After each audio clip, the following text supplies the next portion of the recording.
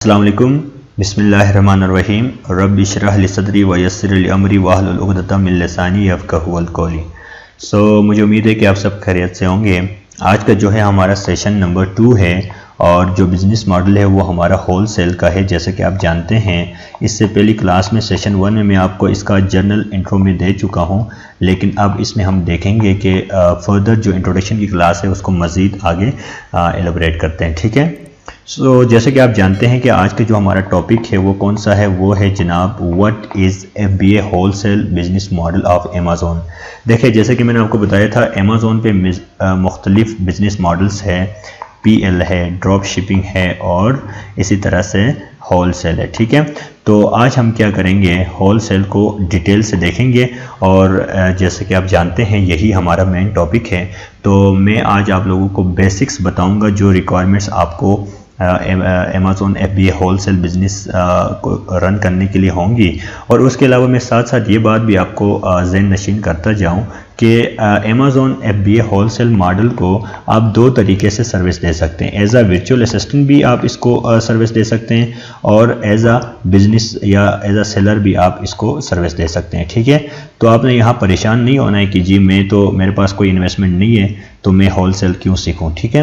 लिहाजा अगर आप ये स्किल अगर आप सीख जाएंगे होलसेल की, तो आपको एज आ वर्चुअल असिस्टेंट आप दूसरे सेलर्स को, उन लोगों को सर्विस दे सकते हैं जिनके पास इन्वेस्टमेंट है। वो क्या करेंगे, इन्वेस्टमेंट करेंगे, आप क्या करोगे, उनके लिए काम करोगे और आपको सैलरी मिलेगी। ठीक है। तो यहाँ पर भी एज आ वर्चुअल असिस्टेंट आप काम कर सकते हैं, जिस तरीके से आप प्राइवेट लेवल पे आप कर सकते हैं। ठीक है। मैंने प्राइवेट लेवल का पूरा वर्चुअल असिस्टेंट ट्रेनिंग मैंने आप लोगों को बताया है। इसी तरह से आप होलसेल का भी अपना वर्चुअल असिस्टेंट एज आ काम कर सकते हो आप, और उसके अलावा आप एज आ बिजनेस भी अपना रन कर सकते हो। ठीक है। हम आगे चलते हैं। इसके कुछ इंपॉर्टेंट पॉइंट्स है मैं आज आप लोगों से डिस्कस करूंगा। कुछ रिक्वायरमेंट्स भी होती हैं कि अगर आपने अमेज़ॉन जो FBA होलसेल है अगर उसको रन करना है तो कुछ रिक्वायरमेंट्स भी है, और उसके अलावा साथ साथ हम ये भी देखेंगे कि अमेज़ॉन FBA होलसेल मॉडल है क्या। ठीक है। बेसिकली जो FBA प्लेटफॉर्म है by Amazon simply the most effective way to sell physical products online. जैसे कि आप जानते हैं कि FBA जो प्लेटफॉर्म है अमेज़ॉन का, ये बहुत ज़्यादा इफेक्टिव वे है जो अपनी प्रोडक्ट्स को ऑनलाइन सेल करने का। ठीक है। उसके साथ साथ हम यहाँ पर क्या करते हैं, होलसेल में यहाँ पर सेल करते हैं सेल ब्रांड ऑन अमेज़ॉन। यहाँ पर हम क्या कर रहे हैं, ऑलरेडी एक एग्जिस्टिंग लिस्टिंग यानी एक ब्रांड है जो क्या हुआ है, रैंक भी हुआ है और वो फर्स्ट पेज पर भी है, उसको सेल्स भी आ रही है, वो एक ऑलरेडी रैंक्ड है। ठीक है। वो एग्जिस्टिंग ब्रांड के साथ हम क्या करते हैं, जाके मी टू करते हैं, उसी ब्रांड के साथ हम राब्ता करते हैं और उसके होलसेलर या डिस्ट्रीब्यूटर्स के साथ जाके राब्ता करके हम क्या करते हैं, वहाँ से अपने लिए सोर्सिंग करते हैं। ठीक है। प्रोडक्ट्स लेते हैं। वो जो ब्रांड्स होते हैं उनके क्या होते हैं, कुछ रिक्वायरमेंट्स होती है। ये ब्रांड्स या जो होलसेलर्स है वो उनकी कुछ रिक्वायरमेंट्स या उनकी कुछ नीड्स है, हमें उनको फुलफिल करना होता है। जब भी आपने जाकर उससे इजाज़त लेनी होती है या अप्रूवल आपने लेना होता है कि मैं मी टू करना चाहता हूँ इस ब्रांड के साथ, तो वो आपको क्या कहेंगे, वो कहेंगे जी ठीक है, आप अगर मी टू करना चाहते हैं तो आपको हमारे से तकरीबन लेट से मैं कहता हूँ कि 200 प्रोडक्ट्स आपको लेने होंगे। ठीक है। तो इस तरीके से उनकी कुछ नीड्स होती है, आप जब उनको पूरा करते हैं तो वो फिर आपको परमिट करते हैं कि आप जाके मी टू कर सकते हैं इस ब्रांड के साथ, और उसके साथ साथ वो आपको इनवॉइसेस और जो सर्टिफिकेट्स है वो सारी दे देते हैं। ठीक है। जैसे कि यहाँ लिखा हुआ है, reseller certificate from brand owner या डिस्ट्रीब्यूटर से आपने लेनी होती है। ठीक है। ये सारी कैसे लेनी है वो तो हम जब इसका हंटिंग करेंगे, प्रोडक्ट हंटिंग और उसके बाद सोर्सिंग, ये सारा कुछ हम जब करेंगे तो वहाँ मैं आपको इसका डिटेल बताऊंगा किस तरीके से हंटिंग करते हैं और कैसे जाके आपने उनको जो एक मैसेज टेम्पलेट होता है, ये जो डिस्ट्रीब्यूटर्स होते हैं या ब्रांड ओनर्स जो होते हैं उनसे कैसे रब्ता करने हैं वो तो मैं आपको वहाँ बताऊँगा। लेकिन अभी आपके जहन में ये बात होनी चाहिए कि जो अमेज़ॉन FBA होलसेल मॉडल है ये बिल्कुल डिफरेंट है प्राइवेट लेवल से। ठीक है।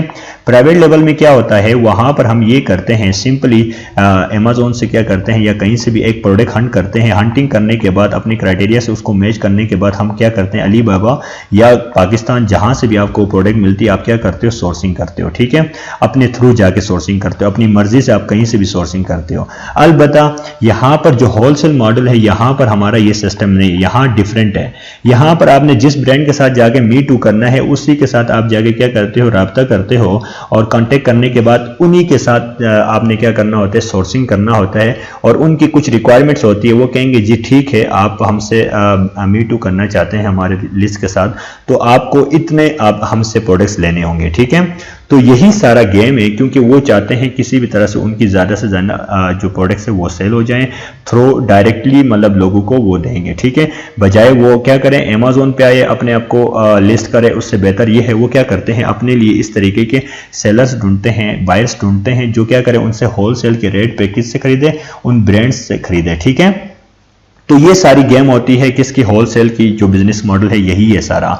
यहाँ हम क्या करते हैं, ब्रांड्स को फाइंड आउट करते हैं, हंटिंग करते हैं, हंट करने के बाद एक प्रोडक्ट देखते हैं जिसकी सेल क्या है, ये सारा एक क्राइटेरिया है, ठीक है। उसको हम देखेंगे आगे जब मैं प्रोडक्ट हंटिंग और सोर्सिंग आपको बताऊंगा।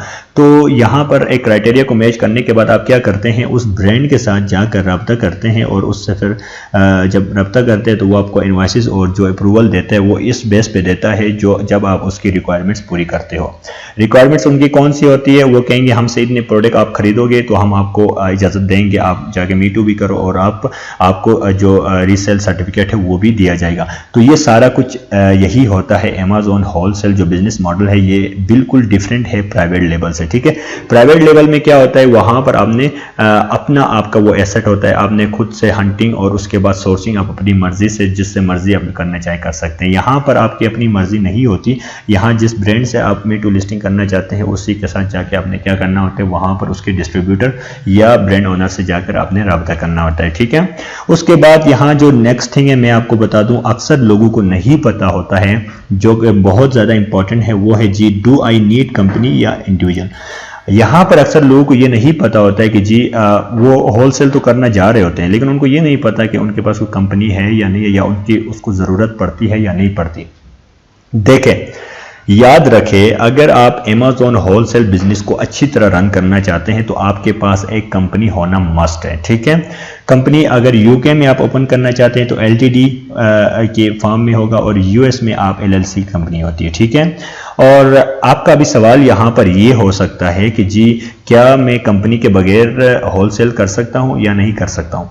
तो आप कंपनी के बगैर होलसेल कर सकते हैं, होलसेल मॉडल को रन कर सकते हैं, लेकिन याद रखना आप कभी भी जो बड़े ब्रांड्स होते हैं फिर आप उनके साथ जाकर राब्ता नहीं कर सकते, या वो आपको इजाज़त नहीं देंगे कभी भी कि आप जाके मी टू करो या उनसे सोर्सिंग करो। क्यों?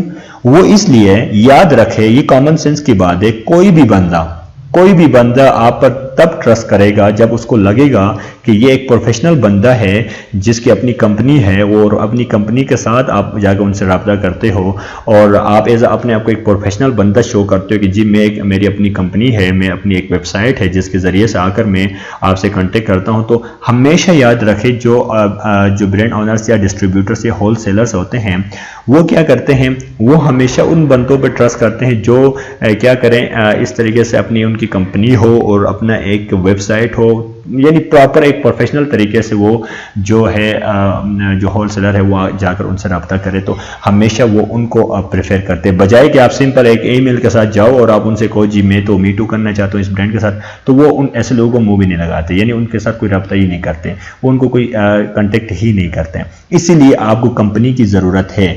अलबत्ता यूके में तो मस्ट है, और आप अगर यूएस में चाहें तो इंडिविजुअल भी आप स्टार्ट कर सकते हैं। आप ये दोनों एरिया में इंडिविजुअल कर सकते हैं, लेकिन याद रखना आपको फिर बड़े ब्रांड्स या अच्छे आपको ब्रांड्स नहीं मिलेंगे जिनके साथ आप मी टू लिस्टिंग कर सकेंगे, ठीक है। इसीलिए हमेशा कहा जाता है कि आप अपनी एक कंपनी जरूर रजिस्टर कराएं अगर आप अपना एक बिजनेस बिल्ड करना चाहते हैं। अगर आप एज अ वर्चुअल असिस्टेंट ये सर्विस देते हैं तो आप ज़रूर अपने क्लाइंट को ये सारी बातें बताएं कि आप कोई कंपनी की ज़रूरत है, अगर ज़रूरत है तो क्यों है, आप उसको ये सारी कुछ एडवांटेजेस बताएं कि अगर ये करेंगे तो हमें इस तरीके से क्या होगा, कल हम जाके सोर्सिंग करेंगे तो फ़ायदा होगा। ये आपने अगर एज आप होलसेलर वर्चुअल असिस्टेंट काम करें तो आपने अपना जो क्लाइंट है उसको बताना होता है, ठीक है। उसके अलावा नेक्स्ट थिंग क्या है कि अमेज़न सेलर अकाउंट प्रोफेशनल या इंडिविजुअल, आपको याद रखें जो फिफ्थ पॉइंट है जो मोस्ट इंपॉर्टेंट है, आपने होलसेल बिजनेस को रन करने के लिए आपका अमेज़न पर अपना एक प्रोफेशनल सेलर अकाउंट होना चाहिए, ठीक है। अमेज़ॉन पे आपका क्या होना चाहिए, अपना एक प्रोफेशनल सेलर अकाउंट होना चाहिए या फिर इंडिविजुअल। आप प्रोफेशनल भी चल सकते हैं, इंडिविजुअल भी चल सकते हैं, ठीक है। अब ये अकाउंट बनाना कैसा है, ये अकाउंट की रिक्वायरमेंट्स क्या है, तो अल्हम्दुलिल्लाह अभी ये पाकिस्तान से अपना सेलर अकाउंट हम बना सकते हैं। और सेलर अकाउंट के बारे में पहले मैं आपको थोड़ी बहुत बता चुका हूँ वर्चुअल असिस्टेंट की क्लासेस में, लेकिन अब भी मैं आपको इंशाल्लाह जब नेक्स्ट हमारी क्लासेस आएंगी तो वहाँ पर किसी क्लास में आप लोगों को अमेज़ॉन सेलर अकाउंट कैसे ओपन करते हैं वो आपके सामने एक अकाउंट क्रिएट करके दिखाऊंगा, ताकि आप लोगों को भी अंडरस्टैंडिंग हो कि किस तरीके से आपने सेलर अकाउंट ओपन करना है, ठीक है। और याद रखें इसके दो होते हैं, एक होता है प्रोफेशनल और एक इंडिविजुअल।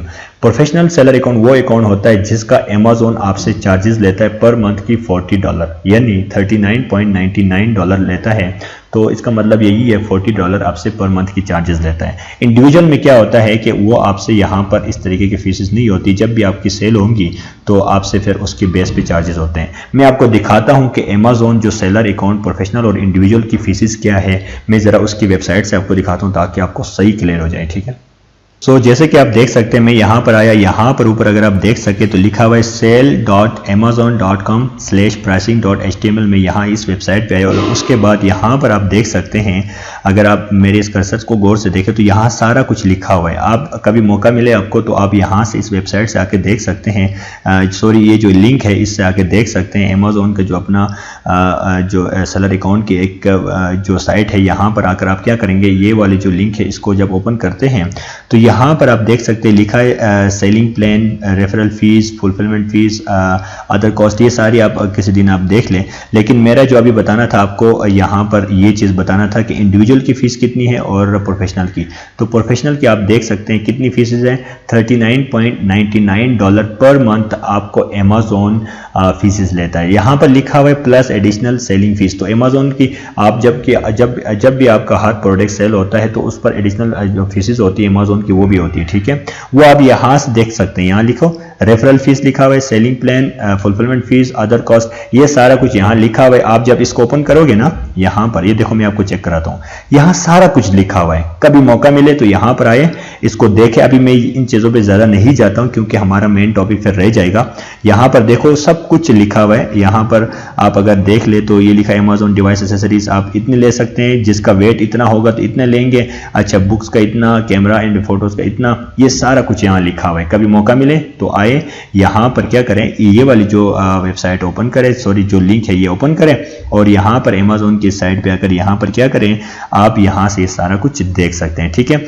लेकिन हमारा मेन टॉपिक तो यही था कि हमने ये बताना था कि इंडिविजुअल की फीस कितनी होगी और प्रोफेशनल की। तो प्रोफेशनल अकाउंट ओपन करोगे तो उसकी फीस इतनी होगी और इंडिविजुअल की कितनी होगी, 0.99 पर आइटम सोल्ड। जब भी आपका कोई एक प्रोडक्ट सोल्ड होगा तो इतना आपने क्या करना है, आपने 0.99 पे करना होता है अमेज़ॉन को, ठीक है। सो ये क्या थे दो प्रोफेशनल और इंडिविजुअल अकाउंट के फीसेस मैंने आपको बताए, ठीक है। ये अकाउंट कैसे ओपन करना है यहाँ पर आपको यूट्यूब से भी देख सकते हैं, लेकिन मैं आपको किसी दिन बताऊंगा कि आपने अकाउंट कैसे ओपन करना है, इंशाल्लाह आपको किसी दिन बताऊंगा, ठीक है। सो आगे चलते हैं। तो उसके बाद हम 6 पॉइंट देखते हैं जी। आपके पास क्या होना चाहिए, एक वेबसाइट होनी चाहिए, एड्रेस आपका, एक professional phone number, professional email ID आपके पास होनी चाहिए। यहाँ पर बहुत सारे लोग जो कि इन छोटी छोटी चीज़ों पे ध्यान नहीं देते हैं, जिसकी वजह से क्या होता है बाद में वो अक्सर इस बिज़नेस में जो होता है उनको लॉस हो जाता है, ठीक है। इसीलिए मैं आप लोगों को हमेशा यही चीज़ों पर जो बेसिक्स होती है उन पर ज़्यादा मैं ध्यान देता हूँ और उन पर मैं रीअट्रेट करता हूँ बार बार कि आप लोग कोशिश यही किया करें कि हमेशा एक अपनी प्रोफेशनल वेबसाइट हो, एड्रेस आपका प्रोफेशनल होना चाहिए, फ़ोन नंबर हो, प्रोफेशनल ईमेल आईडी होनी चाहिए। अब इसका फ़ायदा क्या है, देखें ये कॉमन सेंस की बात है। अगर आप किसी ब्रांड ओनर से कांटेक्ट करते हो और उसको कहते हो जी मुझे इतना प्रोडक्ट चाहिए या इतना मुझे इन्वेंट्री चाहिए जो कि मैं होलसेल करना चाहता हूँ और मैं मी टू करूँगा, तो अगर आप ईमेल से करते हो तो उसका असर अलग होगा। अगर आप एक वेबसाइट से करते हो तो उससे क्या होगा, जो ब्रांड ओनर होगा उसके जहन में डायरेक्ट ये चीज़ बैठ जाएगी कि ये जो बंदा है, जो होलसेलर है, ये एक बहुत प्रोफेशनल बंदा है और ये एक बिजनेसमैन है और ये बड़ा अच्छा समझता है इस चीज़ को। आप प्रॉपर एक सिस्टम होता है ना, देखो हर बंदे जब आप एक वेबसाइट के साथ जाएंगे उसके पास कि मुझे ये चीज़ है, आप अपने वेबसाइट से उनके साथ कांटेक्ट करेंगे तो इसका बहुत ज़्यादा असर होता है। और इस तरीके से आपको फिर ज़्यादातर क्या होता है कि कि आपको जो ब्रांड्स होते हैं वो आपको क्या करते हैं, आपको कोशिश यही करते हैं कि वो आपको परमिशन दे आपके साथ अपना बिजनेस को रन करने का जो एक तरीकाकार होता है उसको इजाज़त दे देते हैं। ठीक है, तो इसीलिए हमेशा कोशिश किया करें, अगर आप वर्चुअल असिस्टेंट हैं तो अपने क्लाइंट को बताएं कि आपका वेबसाइट होना चाहिए। अगर आप खुद एज अ होलसेल मॉडल को रन करना चाहते हैं तो आप क्या करेंगे, आपके पास वेबसाइट होनी चाहिए, एड्रेस हो, फ़ोन नंबर आपका अपना प्रोफेशनल एक यूज़ का होना चाहिए, प्रोफेशनल ईमेल आईडी आपकी होनी चाहिए। ठीक है, ये सारा कुछ कैसे देखना है किसी दिन मैं आपको ये बताऊंगा भी कि वेबसाइट आप कैसे बनाते हैं। जनरली अगर मैं आपको बता दूं तो वेबसाइट्स अगर आपने बनवानी है तो मैं यही सजेस्ट करूंगा कि आप फेसबुक्स में जाकर आप ग्रुप्स में बता दें, या फिर आप फाइवर पे जाए, आप वहाँ पर जाके तरीका यही है, वहाँ सर्च करें कि आपने वेबसाइट बनानी है तो आप बनवानी है तो आपने क्या करोगे, आप वहाँ पर देखोगे जिसके अच्छे रिव्यू होंगे उसको ऑर्डर करो, उसको कहो मुझे वेबसाइट बनानी है, आप तरीका बताओ मुझे अपने बिजनेस के लिए वेबसाइट बनानी है, तो वो आपको सारा कुछ गाइड भी करेगा और आपको एक वेबसाइट बना देगा, जो उसकी फीस है वो लेगा। ठीक है, सो उसके बाद जो next and most important thing है वो है जी what is seller permit and tax exempt certificate या वेट। ये वेट है, इसको बोलते हैं वैल्यू एडिशन टैक्स। ठीक है, यूके में क्या होता है, वेट होता है, और सेलर परमिट या टैक्स एग्जेम्प्ट सर्टिफिकेट यूएस में होता है। ठीक है, तो ये बात याद रखें, आपके पास सेलर परमिट या फिर टैक्स एग्जेम्प्ट सर्टिफिकेट यूएस में और वेट होना चाहिए यूके में। ये वेट यूके में रजिस्टर्ड होना मस्ट है, और यूएस में आपके पास क्या होना चाहिए, सेलर परमिट या टैक्स एग्जेम्प्ट सर्टिफिकेट होना मस्ट है। अगर आपके पास ये दो चीज़ों की कॉन्सेप्ट्स अगर नहीं है या इनको समझते नहीं है या आपने इन पर काम नहीं किया तो फिर क्या होगा, आपको फिर बहुत ज़्यादा एक्स्ट्रा टैक्सेस पे करने होंगे, जिसकी वजह से आपको फिर जाहिर सी बात है डायरेक्टली या इनडायरेक्टली लॉस ही होगा। इसीलिए कोशिश यही किया करें कि इन चीज़ों को बड़ी ध्यान से देखें। आप जब भी ऐसी चीज़ मैं बता दूं तो उसके ऊपर जाके सर्च भी किया करें कि ये चीज़ है क्या और इसको कैसे आपने वर्क करना होता है। ठीक है, तो मैं आपको यहाँ पर बताता हूँ कि इन सिंपल ये कि यूके में क्या होता है, वेट होता है। ठीक है, और जो यूएस में क्या होता है, सेलर परमिट टैक्स सर्टिफिकेट होता है। ठीक है, अब मैं ज़रा इसकी डिटेल बताता हूं कि जी ये सारा कुछ जो मैं आपको बता रहा हूं इसका मकसद मेन क्या है। ठीक है, तो अब मैं ज़रा आपको यूके का जो केस बताता हूं कि वहां आप अगर वेट रजिस्टर नहीं करते तो उसके प्रोज एंड कॉन्स आपके लिए क्या है। ठीक है, जैसे कि यहाँ लिखा भी है कि VAT if not registered you can not charge VAT, यानी आप कस्टमर से वेट को चार्ज नहीं कर सकते हैं। ठीक है, ये रजिस्टर कैसे करना है वो तो हम बात की बात है, वो हम देखेंगे कि आप किस तरीके से आपने ये सारा काम करना है, लेकिन ये बात अपने ज़हन नशीन कर ले कि ये काम आपने करना होता है। ठीक है, सो अगर मैं इसको मज़ीद थोड़ा सा एलेबोरेट करूँ तो जैसे कि आप जानते हैं जब भी कोई चीज़ हम यूके में बाई करते हैं तो उस पर हम वेट पे करते हैं। ठीक है, तो अब अगर आपकी जो क्या नाम वेट जो है रजिस्टर्ड नहीं है तो फिर आप वेट पे नहीं कर सकते। ठीक है, सो इसीलिए if not VAT registered then क्या होता है कि हम किसी को वेट चार्ज भी नहीं कर सकते, यानी कस्टमर से आप क्या करते हैं, कस्टमर से जो वेट है वो भी चार्ज नहीं कर सकते हैं। ठीक है, इसीलिए कहा जाता है कि आप हमेशा कोशिश किया करें कि अपना वेट रजिस्टर कराए यूके में, ताकि आपको ये जो मसाइल है इनका सामना नहीं होगा। ठीक है, इसका कैसे करना है, ये वेट रजिस्टर हुए तो हम आगे देखेंगे, लेकिन फिलहाल के लिए आप इतना समझ लें। जबकि यूएस के केस में क्या होता है कि यहाँ पर आपके पास सेलर परमिट या टैक्स सर्टिफिकेट होना चाहिए। वेट एक अलग चीज़ है, ये जो कि यूके में चलेगा, और यूएस में सेलर परमिट या टैक्स सर्टिफिकेट होता है। ठीक है, इन चीज़ों को गौर से समझ लीजिएगा खुदारा, आप लोग अक्सर लोग इसी में गलती कर जाते हैं। सो आप लोगों ने क्या करना है, इस लेक्चर के बाद मजीद इस चीज़ पर रिसर्च करनी है ताकि आपको इसके जो बेसिक कॉन्सेप्ट हैं मजीद भी क्लियर हो जाए। ठीक है, अच्छा, इन यूएस केस में क्या होता है कि आपके पास सेलर परमिट या टैक्स एग्जेम्प्ट सर्टिफिकेट होना मस्ट है। अगर नहीं हो तो उससे ये होगा कि आपको हर जगह टैक्स देना पड़ेगा एंड आप टैक्स चार्ज नहीं करेंगे, यानी आप टैक्स चार्ज नहीं कर पाएंगे अगर आपके पास सेलर परमिट या टैक्स एग्जेम्प्ट सर्टिफिकेट नहीं होगा तो। इसीलिए कहा जाता है कि आप क्या करें, सेलर परमिट या टैक्स एग्जेम्प्ट सर्टिफिकेट बनवाएं। ठीक है, अब मैं इसको एक एग्जांपल के सिनेरियो क्रिएट करके आपको समझाता हूं ताकि आपको मजीद इसको आसानी से समझ आ जाए। For example your company registered in like New York, और वहां पर आप बाई करते हैं कोई भी चीज़ होलसेलर से या किसी डिस्ट्रीब्यूटर से। सो आपको क्या करना पड़ेगा, आपको 7 to 8% टैक्स एक्स्ट्रा देना पड़ेगा एंड ये डिपेंड करता है कि आपका जो स्टेट का टैक्स है वो कितना है, ठीक है। And you can not charge that tax to your customer. क्यों? इसलिए क्योंकि आपने सेलर्स परमिट सर्टिफिकेट आपके पास नहीं था या टैक्स एग्जाम सर्टिफिकेट नहीं था, इसीलिए वो आप अपना जो कस्टमर है उससे चार्ज भी नहीं कर सकते। इसीलिए इसकी इतनी अहमियत है कि आपके पास सेलर परमिट या टैक्स सर्टिफिकेट होना मस्ट है, ठीक है। So dear students, in wholesale FBA model it is very important क्योंकि आपने यहाँ पर डिस्ट्रीब्यूटर्स या होलसेलर्स से परचेजिंग करनी होती है, इसीलिए ये रजिस्टर्ड होना मस्ट है। अब मैं आपको ज़रा एक इसका एग्जांपल देके आपको बताता हूँ कि किस तरीके से आप टैक्स एग्जाम कैसे होते हैं और थ्रू डिफरेंट डिस्ट्रीब्यूटर से। जैसे कि आप देख सकते हैं मैं walmart.com में आया और उसके बाद जैसे कि आप इसके फुटर में जाएं या इसके बॉटम में जाएं तो आपको यहाँ पर एक लिखा आएगा टैक्स एग्जाम प्रोग्राम, ठीक है। इसी तरह से बाकी जो डिस्ट्रीब्यूटर्स या जो सप्लायर्स होते हैं उनके भी अपने इसी तरीके से क्या होते हैं, टैक्स एग्जाम प्रोग्राम्स होते हैं जिस तरीके से वॉलमार्ट का है, ठीक है। अब मैंने आपको यहाँ लाने का जो बेसिक मकसद वो ये है कि मैं यहाँ पर आपको एक केस स्टडी ओपन करके आपको बताना चाहता हूँ कि बेसिकली ये जो टैक्स मॉडल है ये है क्या चीज़, ठीक है। अब फॉर एग्जांपल आप आए जी वॉलमार्ट के पास और आपने यहाँ से कुछ प्रोडक्ट्स खरीद लिए, ठीक है। लेट्स से कहते हैं जी यही वॉलमार्ट आपका डिस्ट्रीब्यूटर है और आपने यहाँ से कुछ आइटम्स खरीदे और उनकी प्राइस बन गई फॉर एग्जांपल $500 इनकी प्राइस बन गई, ठीक है। अब इसने आपसे कहा कि जी आपकी $500 आपकी जो है आइटम की प्राइस है, बाकी जो $50 है आपका टैक्स है। तो अगर आप उसको अपना टैक्स सर्टिफिकेट दिखा देते हैं तो उससे ये होगा कि आप टैक्स एग्जाम हो जाएंगे। यानी अगर आप वॉलमार्ट को दिखाते हैं कि जी ये लो मेरे पास टैक्स एग्जाम सर्टिफिकेट है या सेलर परमिट सर्टिफिकेट है, और आप जब इसको दिखाते हैं तो फिर क्या होगा, आपसे ये वो $50 टैक्स नहीं लेगा, आप वो टैक्स एग्जाम्प्ट हो जाएंगे।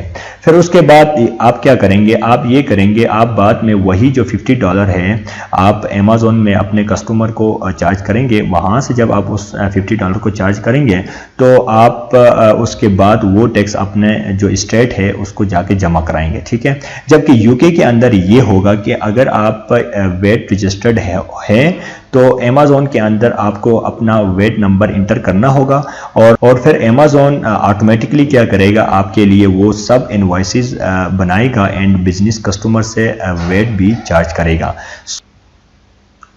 और जबकि यूएस में क्या होगा, आपको किसी भी स्टेट के अंदर टैक्स एग्जाम सर्टिफिकेट लेना मस्ट होगा, ठीक है। So these things are very important. आप लोगों ने इन चीज़ों पर ख़ास ध्यान देना है। हमारी जो नेक्स्ट क्लासेस होंगी मैं उनमें मज़ीद आपको ये सारी चीज़ें करके भी दिखाऊंगा कि 1 by 1 आपने इन सब चीज़ों को किस तरीके से क्रिएट करना है और कैसे आप टैक्स एग्जाम हो सकते हैं, ठीक है। अगर आप यहाँ पर इसमें भी जाएँ तो यहाँ लिखा हुआ है टैक्स एग्जाम डॉक्यूमेंट लिस्ट, तो यहाँ से आप देख सकते हैं यहाँ पर लिखा हुआ रीसेल, और जैसे कि अगर आप यहाँ एग्जांपल्स देख लें तो यहाँ देखो इस तरीके से आपको ये विद इन द वीक ये सारे क्या होता है, ये सर्टिफिकेट्स टैक्स एग्जाम सर्टिफिकेट्स मिल जाते होते हैं यूएस के अंदर। अगर आपका थोड़ा बहुत इधर उधर कोई रिलेटिव भी रहता है तो आपके लिए बहुत आसानी है इसका। जो नेक्स्ट पॉइंट हमारे पास है पॉइंट नंबर 8 है, और यहाँ पर ये मैं आपको बता भी चुका हूँ, investment need for FBA wholesale. तो मैं आपको यही रिकमेंड करूंगा, अगर आप खुद as a FBA wholesale model को रन करना चाहते हैं, इस बिज़नेस को चलाना चाहते हैं, तो आपके लिए $2000 से लेकर $3000 आपके पास होना मस्ट है, ठीक है, ताकि आप अच्छी तरह से इस बिज़नेस को रन कर सके। अगर आप वर्चुअल असिस्टेंट हैं, मेरी बात को गौर से सुने, अगर आप virtual assistant as a wholesale work करते हैं तो आपके पास कोई चीज़ इन्वेस्ट करने की ज़रूरत नहीं है। आपका जो क्लाइंट होगा वो सारा कुछ इन्वेस्टमेंट वो करेगा, रन आप करोगे, इसको हंटिंग भी आप करोगे, सोर्सिंग भी आप करोगे और उसको बाई बॉक्स भी आप दिलवाओगे, वो सारा सिस्टम आप करोगे, ठीक है। तो आज का जो टॉपिक है यहाँ हम क्या करते हैं, स्टॉप करते हैं। मैंने फिर यही कोशिश की है कि आपको इसका बेसिक ही समझा लूँ, ताकि जब हम नेक्स्ट क्लासेस में हम क्या करेंगे, प्रोडक्ट हंट करेंगे, सोर्सिंग करेंगे कंपनी के साथ, जब हम जाके किसी जो डिस्ट्रीब्यूटर्स होते हैं इनसे जब हम जाकर रब्ता करेंगे, कैसे करना है, उनको टेम्पलेट कैसे सेंड करना है, किस तरीके से आपने बाई बॉक्स को जीतना है, ये सारा केस हम आगे नेक्स्ट क्लासेस होंगी उनमें मैं आपको बताऊंगा। और उससे भी ज़्यादा इम्पॉर्टेंट जो हमारी स्पेशली जो नेक्स्ट क्लास होगी वो किसके ऊपर होगी, टूल्स, या उनको आप प्लगइन्स कह दो, उन पर होगी। और आप जैसे कि जानते हैं ई कॉमर्स में जो टूल्स होते हैं या प्लगइन्स होते हैं ये हमारे हथियार होते हैं, ठीक है। और आपको इस बात का बखूबी इल्म है कि हथियार के बगैर कोई भी काम नहीं होता। बेशक आपके पास जितनी भी स्किल हो, आपके पास जब हथियार ही नहीं है उसको चलाने की, तो आप किस तरीके से आगे बढ़ोगे। इसीलिए नेक्स्ट क्लासेस में टूल्स के ऊपर डिटेल से करूंगा और आप लोगों को बताऊंगा वो टूल्स को किस तरीके से आपने उन एक्सटेंशंस को अपने पास इंस्टॉल करनी है। वो सारी चीज़ें हम नेक्स्ट क्लासेस में देखेंगे। सो आज जो हमारी इंट्रोडक्शन की क्लास थी वो कंप्लीट हो गई है। अब नेक्स्ट क्लास मेरी टूल्स के ऊपर होगी और उसके बाद हम प्रोडक्ट हंटिंग करेंगे और सोर्सिंग करेंगे, ठीक है। यानी हंटिंग करने के बाद आप क्या करते हो, डायरेक्टली जाकर उसी ब्रांड के साथ जाकर आप रब्ता करते हो और लाकर मी टू लिस्टिंग करते हो, ठीक है। तो ये बहुत होलसेल मॉडल जो है इसकी कुछ पॉइंट्स मुश्किल है, बाकी ये बहुत आसान है, इतना ज़्यादा कम्प्लेक्स नहीं है, सिंपल सिस्टम है। सोर्सिंग में क्या होता है, यहाँ पर आपने ज़्यादा भागदौड़ नहीं करनी पड़ती। एक ही दफ़ा जब आप एक को फाइंड आउट कर लेते हैं तो फिर आपको उसी से क्या करना होता है कि अपनी इन्वेंट्री अमेज़न वेयरहाउस पहुंचानी होती है, ठीक है। यहाँ पर आप क्या कर सकते हैं, FBA भी कर सकते हैं, FBM भी कर सकते हैं। अगर FBA कर रहे हो अमेज़न वेयरहाउस भेजोगे, अगर FBM कर रहे हो तो फिर आप क्या करोगे, उसको अपने पास कोई आपका वेयरहाउस है वहाँ पर रखोगे, ठीक है। तो आज की क्लास यहाँ स्टॉप करते हैं। मुझे उम्मीद है आप लोगों को ज़रूर समझ आ गई होगी इस क्लास की और ज़रूर इसके फीडबैक देते रहिएगा। मुझे बताइएगा कि मैं मज़ीद कितना इम्प्रूव कर सकता हूँ और आपको क्या इसकी समझ भी आ रही है या नहीं आ रही, मुझे बताइएगा ज़रूर, ठीक है। सो अल्लाह हाफिज़।